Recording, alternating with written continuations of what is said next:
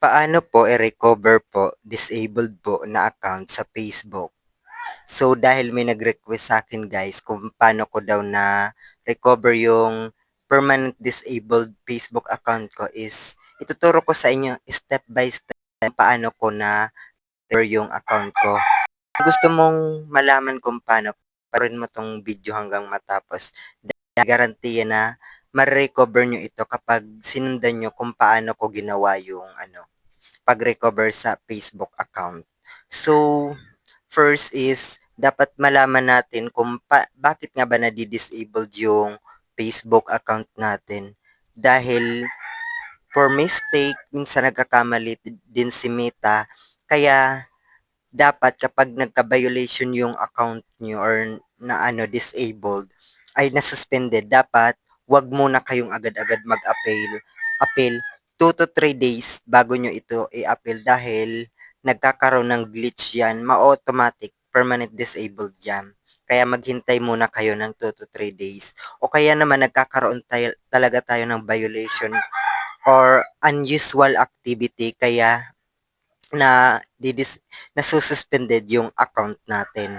So, paano nga ba yung mga unusual activity na ginagawa natin sa Facebook? Like yung pagre-react ng sunod-sunod, pag-share or pagko-comment or mag-login ka, log out, or kaya naman nagkikipag ka sa ibang device. Yun, dahil mahigpit na sa panahon ngayon si Meta is kahit konting pagkakamali mo lang is agad-agad magkakaroon ka ng violation. Kaya araw-araw marami ang suspend na account. So ngayon, ituturo ko sa inyo kung paano ko nga ba na recover yung Facebook account ko. So first nga is ginawa ko is dahil na-suspend yung account ko is 2 to 3 days ako naghintay bago ko siya in-appeal. So after nun, nag-appeal na ako. Pero na permanent disabled pa rin. So, ano yung ginawa ko? Ang ginawa ko lang is, gumawa ako ng bagong account. Tapos, nag-request ako or binerify blue badge ko siya. Kasi, mas madali or mabilis mo makokontak yung mga kuya ni Mita. Kaya, may makakausap ka talaga kapag may verified ka. Kaya mahalaga na magpa-verified ka. Kasi sa panahon ngayon, pera-pera na lang, 'di ba? Kung gusto mong ma-recover yung account mo, kailangan mo talaga magpa-verified page or Facebook account. Dapat may blue badge ka.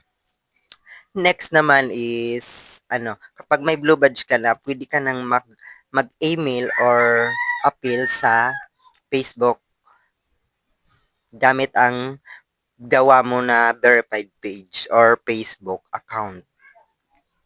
Tapos hihingiin nila yung mo ning link. Dapat meron ka link ng disabled account mo. Tapos isesend mo yun sa kanila. Mas mabilis yung proseso. Tapos sila na mismo dahil hindi mo na yun ma-appeal kapag permanent disabled na yung Facebook account mo, sila na mismo yung mag-a-appeal para sa'yo. Tapos maghihintay ka na lang ng 1 to 2 weeks, babalik na yung account mo. So, yun lang guys. Sana may natutunan kayo. Thank you.